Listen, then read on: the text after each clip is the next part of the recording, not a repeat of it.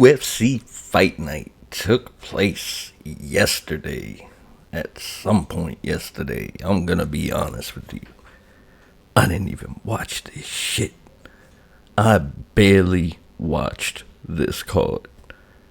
All week, they kept changing the lineup. Fighters being exchanged, losing fighters on the weigh-in day. Getting a little sick of all this shit. But to be honest with you, I didn't watch much of anything last night. I watched the first match between Demopoulos and Toledo. And then I watched Boudet take on his replacement fighter, Sadi Baldiev. I was cracking up during that fight. My wife kept hearing me say, "Yo, fight him with your fat. Fight him with your fat, Boudet. Give him the fat." She was cracking up. I was cracking up anyway, because Boudet would move around and you would see that jiggle going on. Oh, man.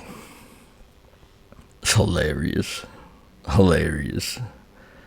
That was the highlight of the night for me, seeing Boudet's fat waves when he jiggled around.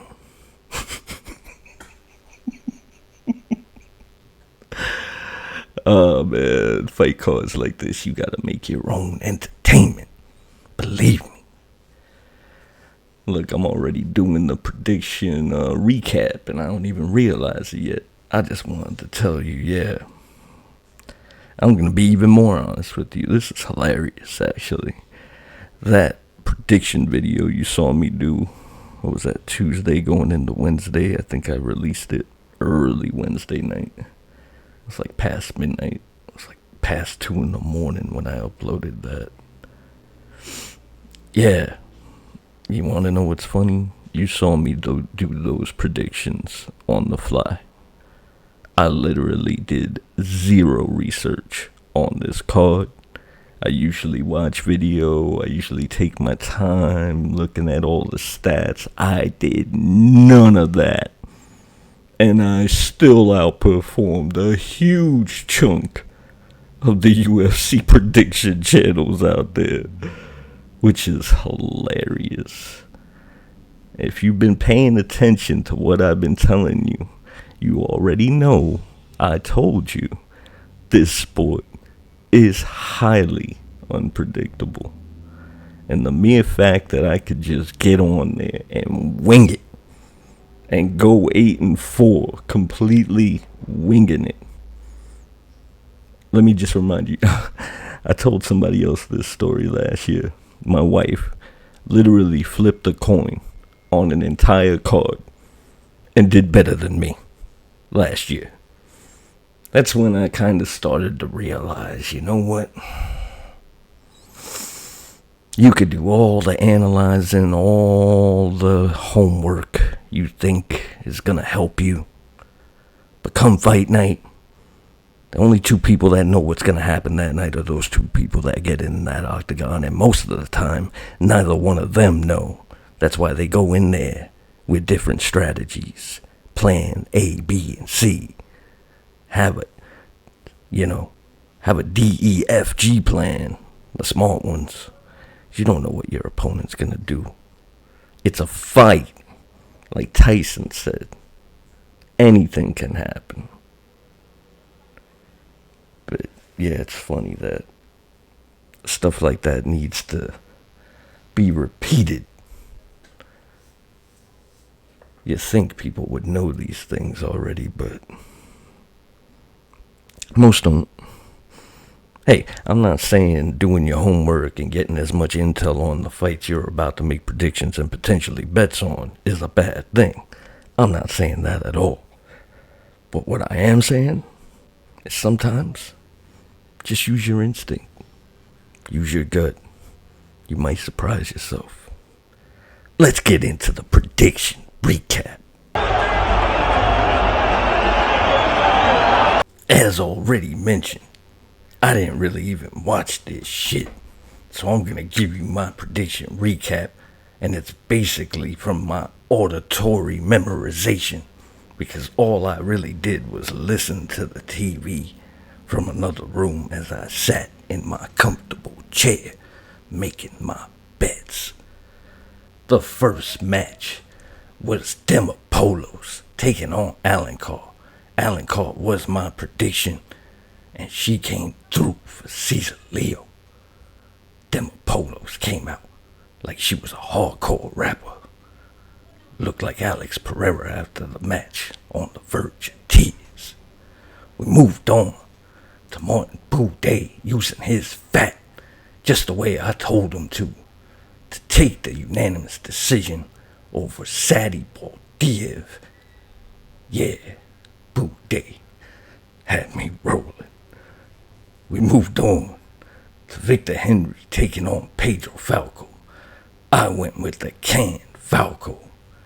Apparently, Victor Henry is not over the hill yet.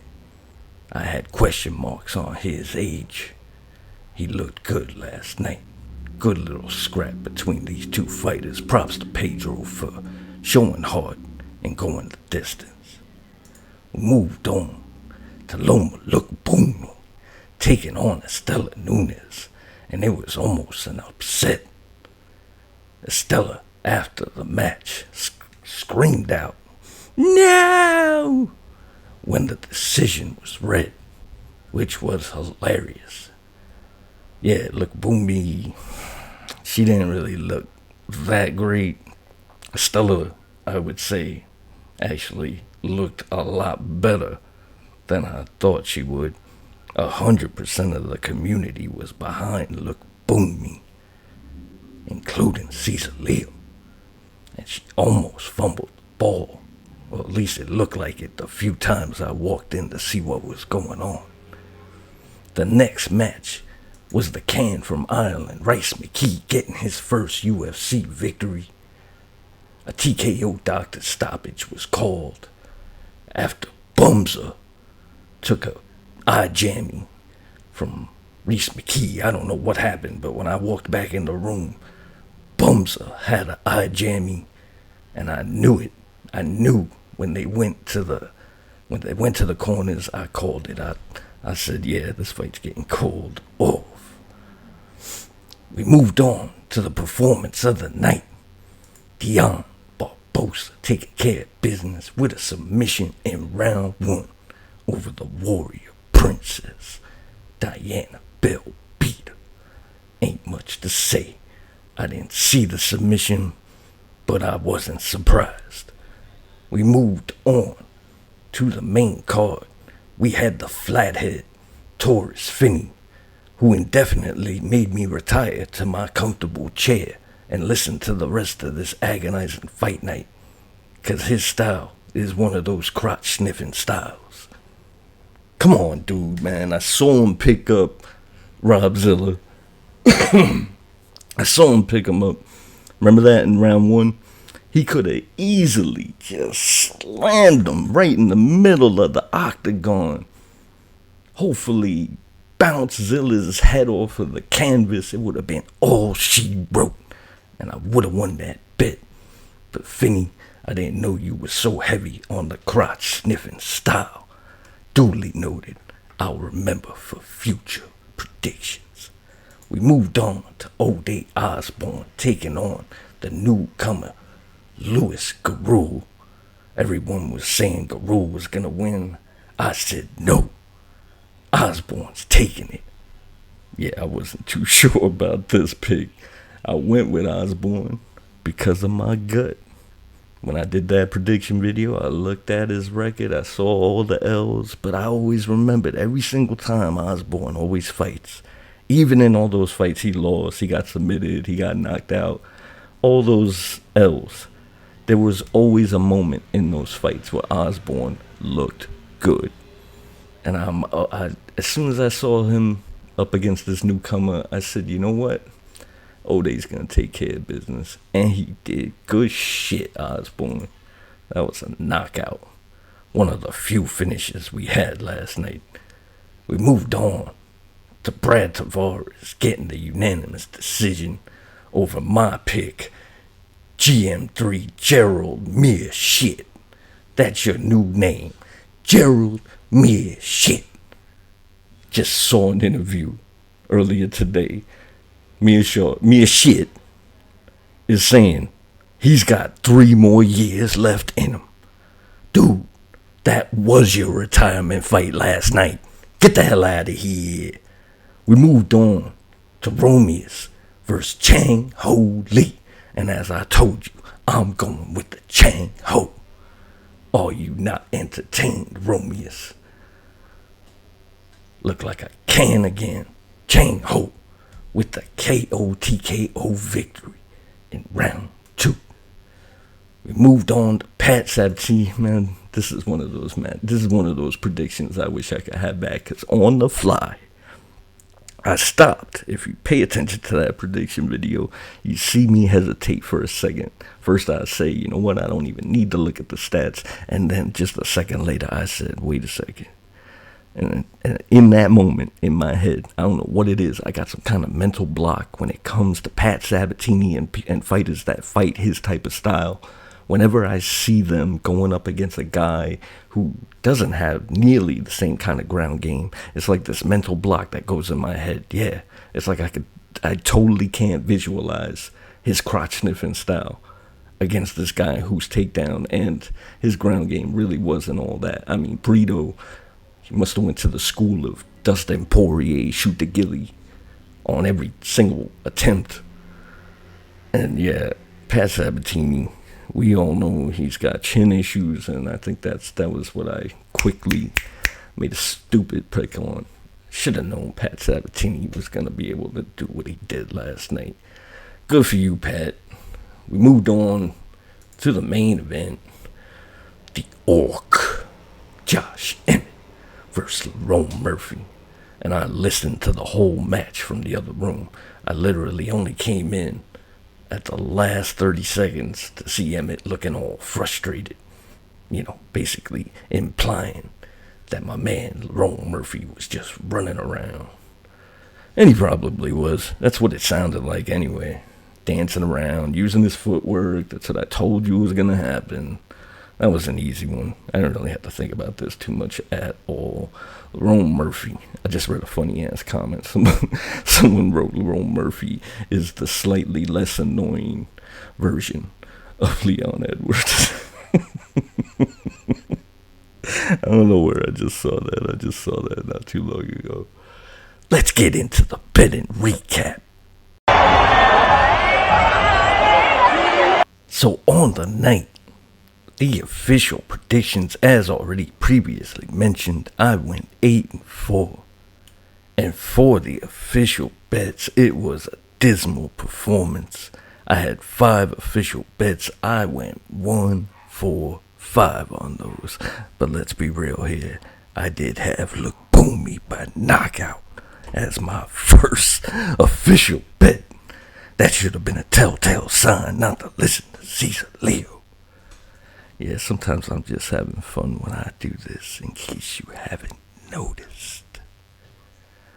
Yeah, I think that's pretty funny that I have to occasionally point out that this is entertainment, folks. Let's review my picks, my 12 pick parlay. This was my main parlay. And yeah, going 8-4 on this, get it out of my sight. Remember that I told you I was going to have 10 $1 bets on FanDuel, and you think I'm going to flash every single one of those losing tickets on the screen? You be wrong. I'm not doing it. But I will tell you this. I was one off. And yeah, I'm not even gonna mention who it was, because it doesn't matter. Yeah, I had to take it one off. Shouldn't be a surprise to anybody that's followed me. If you remember Cesar Leo on Reddit, I am the guy who always seemed to be one off, because I almost was all the time. Yeah, I'm not having the kind of year I was having last year when it comes to my predictions. I was on fire last year. It's crazy. Part of the reason why I was like, damn, why didn't I just start doing this then? Oh my God, do you know how many of these dudes that I keep seeing? Shout out to the UFC Predictions Tracker channel. But man, yeah, for those of you that know me, know I'm not too much of a social butterfly. I try not to interact. It may go wrong. Sometimes I just can't refrain from letting people know what I think. Just not too long ago, maybe 2 hours ago, I read a comment. Someone said, Bryce Mitchell, no, this is what they wrote. NGL, Bryce Mitchell might sub Silva. And I had to come in, because I had to go Google what NGL meant. And I wrote NGL in quotations. You're not too bright. That was my response. I don't think they liked it. Was it necessary? No. I shouldn't have done that. Bad Cesar Leo. But yeah, so for the bets, as already mentioned, 1 for 5. Yeah, I'm just going off on little rants, ain't I? But the live betting, as I mentioned, I had $50 left out of my huge $100 budget I go into each fight night with. And I got every single live bet correct. Sitting in my chair. And the funny thing is, I was so disinterested in this fight night. I was doing other things. I was watching YouTube videos. I really was barely paying attention to what was going on. First of all, you had Bisping again. I don't know what it is about Michael. Let me just not say anything. Some people actually think he does a good job at commentating. I can't stand listening to Bisping. Always talking over Dom or whoever else is on the booth with him. Just annoying AF. Is that what the young bucks say these days? AF. Oh my God. Next week. Wait a second. Am I done with the betting recap? Oh, I guess I could show you some examples of those live bets I was winning. There's a over 2.5 easy one. First 2 matches, I looked at those first two matches. I said, put a 2-pick parlay together on this. I remember even thinking I should just put my whole $50 on this because this is a lot. And that's probably what I should have done. But I didn't. I always bet small. Like I always said, bet small. And you will not lose that much. And then, betting too small, like this 250 bet on Henry, this double decision. Yeah, look at that. 3, whatever it just said. I won. So yeah, I went 7-0 on my live bets. And I managed to make $24 last night. Because that's the other problem. We're betting small. And the other thing I did wrong was I mentioned, I was all over the place. In my prediction video, I mentioned I'm going to take all these shots with these parlays. Why didn't I do that? I didn't do any of that. I don't know. I was just out of it this whole week leading up to this fight night. I really didn't even want to do anything with. But I made a promise that I was going to do this to the end of the year, and we're going to stick with it. But yeah, gonna have to go back to the old format, I think. I'm doing 3 videos. This is the second time I did 3 videos on an event. And yeah, I'm just not doing it.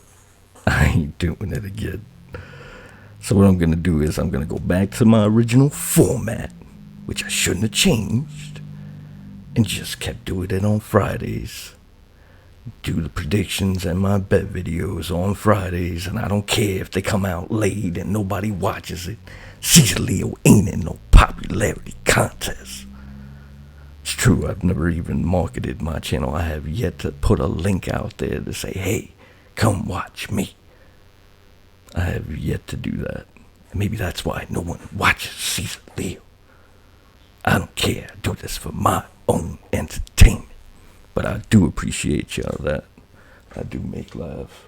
What the hell is my cat doing back there? I keep hearing these strange noises behind me. What the hell are you doing, dude?